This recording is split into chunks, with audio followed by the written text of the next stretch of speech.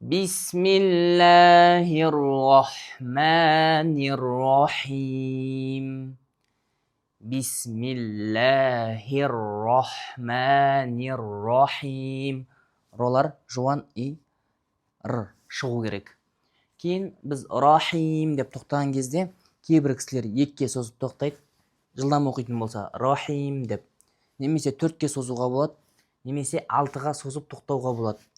Бұл мәтті біз мәт арид деп атаймыз. Бірақ бір ескеретін жайт, егер сіз мына жерде мәт аридті екіге созып бастасаңыз, тура осы сияқты мәттің бәріне екіге созасыз. Төртке созсаңыз тура солай төртке, алтыға созсаңыз тура солай алтыға созып оқисыз. Мына жерде мынаны екіге, мына жерде төртке, мына жерде алтыға созып оқуға болмайды. Әлхамду, әлхамду. Бұл жерде көп кететін қате әлі. Яғни енді бастап шыққан байқамайды ол. Неге сондықтан қазір сәл түзесеңіздер болады. Әлхамду, яғни әл деп анық шығу керек, және тербелмеу керек. Әлі деп тербетіп керек. Содан кейін екінші әлхамду, мұны да тербетіп жүреді. Анық. Әлхамду. Мынау ха. Бір кісілер әлхамду немесе әлхамду деген сияқты оқиды. Хамду деп жоқ. Әлхамду лиллахи раббил аламин.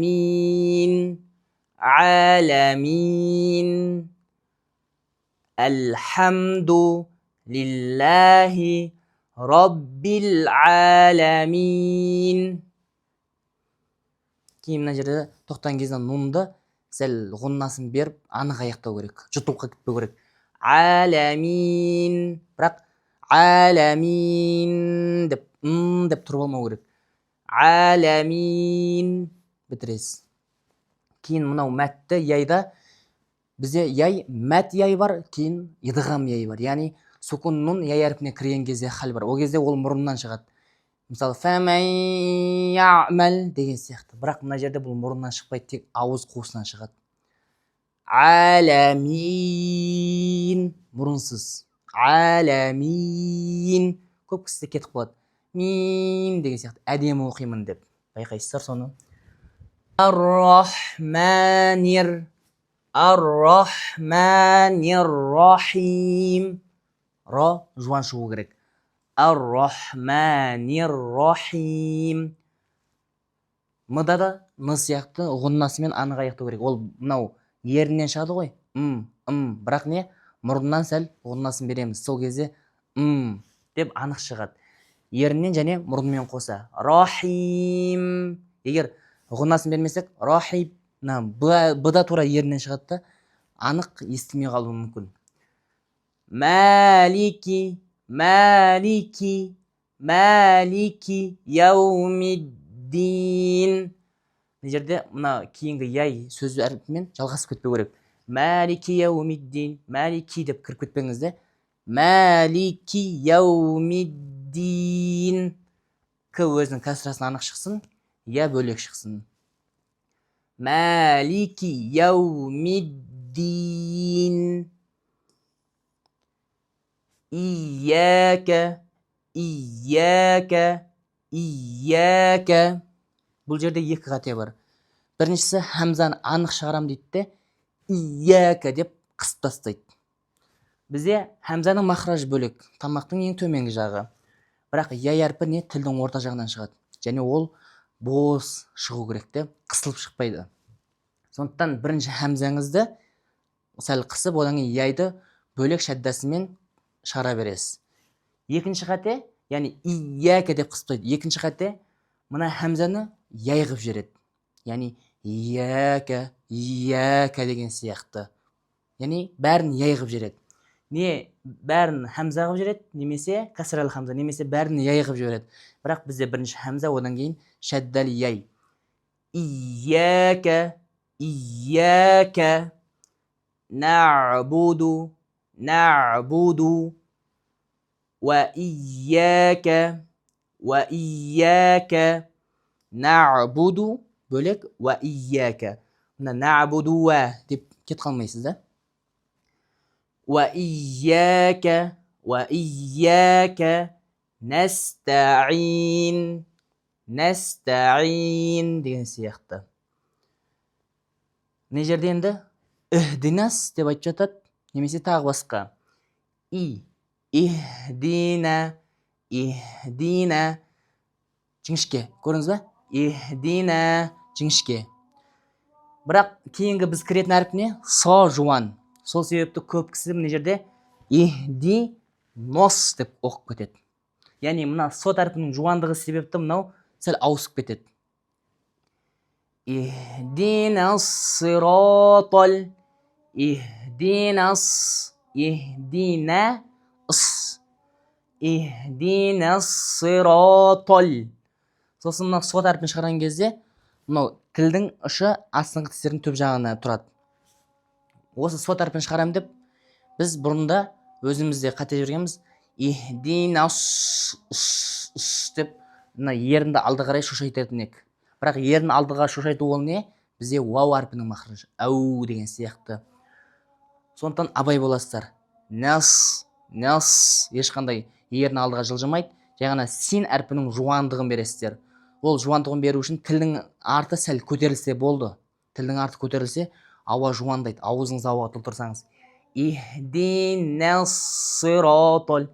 Не бірінші қате ихдинос немесе ихдинас сирато деп оқиды.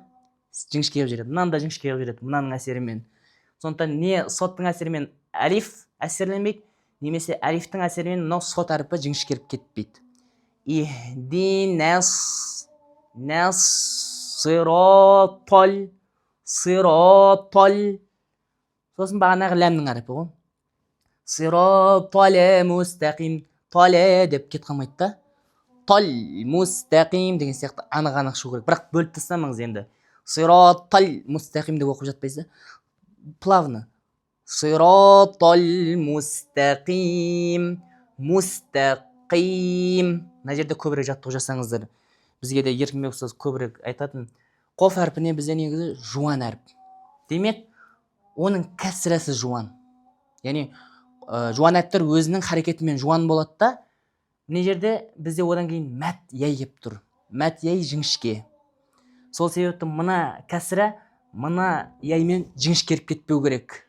Немесе кәсірә мына яй мына кәсірә сияқты жуан болып кетпеу керек. Мустақим деп бәрін жуан қылып жүрмейсіз. Немесе мустақим деп бәрін жіңішке қылып жүрмейсіз. Мустақим. Қи жуан, и жіңішке.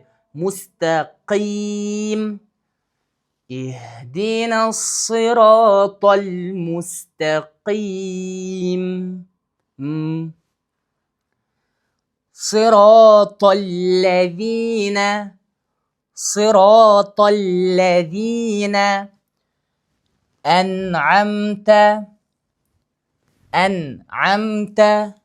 Осы жерде көп қате. Ан'амта. Н әрпін тербетіп жүреді. Ан'амта деген сияқты. Жоқ. Ан'амта. Ан'амта деген сияқты. Ан'амта алейхим. Алейхим. Кейін мына жерде абайласаңыздар, алейхим деп бөлек шығармаңыздар. Өйткені әрпі негізі әлсіз әріп болған соң оны шығарам дейді де, көбісі анау қатты күш беріп жүреді. Жоқ. Алейхим. Алейхим. Шығарыңыз, бірақ бөліп тастамаңыз. Алейхим деп. Алейхим. Кейін ғойрил. Ғойрил. Осы жерде көп қалып кететін қате.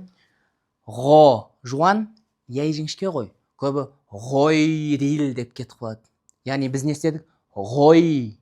Яй әрпінде осы ғо әрпінің халінде айтып жердік. Яй әрпі қалай шығатын? И. Демек, ғо одан и қайтадан ауыз қайту керек. Ғойрил. Ғойрил деген сияқты. Ғойрил емес те, ғойрил. Ғойрил. Енді қызық басталады. Мә. Бізде не? Жіңішке. Мә. Ғо жуан, бот жуан. Осы жерде көп кететін қате мағдуби. Мен өзім солай оққам. Мағдуби деп. мағдуби. Яғни мә мына екі жуан әріптің әсерімен не жуан болып кетті. Жоқ, мә жіңішке. Мә өте мә деп айтпаймыз да, мә орташа. Мәғ ғоға жуан халінде кіреміз. Мәғ, яғни мә жіңішке, ғо жуан. Мәғдуби, дуби. До өзінің даммасымен жуан, уау жіңішке. Мәғдуби алейхим валад емес, немесе валад до емес те, мына до тәрпін жіңішке дәл қылып жүрмейміз. Валаддаллин. До алтыға созамыз, алтыға. Кейін лыға, шәддәліға кіреміз. Долин боқамау керек, жағына шәддәсіз лы боқамау керек, долин емес, долин деген сияқты. Жалпы, енді мынау жаңа ережелер, жаңағындай тәжвид нәрселер сәл қиын болуы мүмкін. Бірақ тәжвид деген нәрсе сол. Яғни сіз оны дәрежесіне меңгерген сайын ол жеңіл бола түседі. Мүмкін қазір қиын болса, сіз басқаша жеңіл нәрселерді үйреніп, кейін бұл да сізге оңай болады. Бірақ не ауызды жаттықтыру керек, мынау жақтарды. Сол арқылы сіздің тәжвидіңіз жақсара түседі. Пайдалы болсын.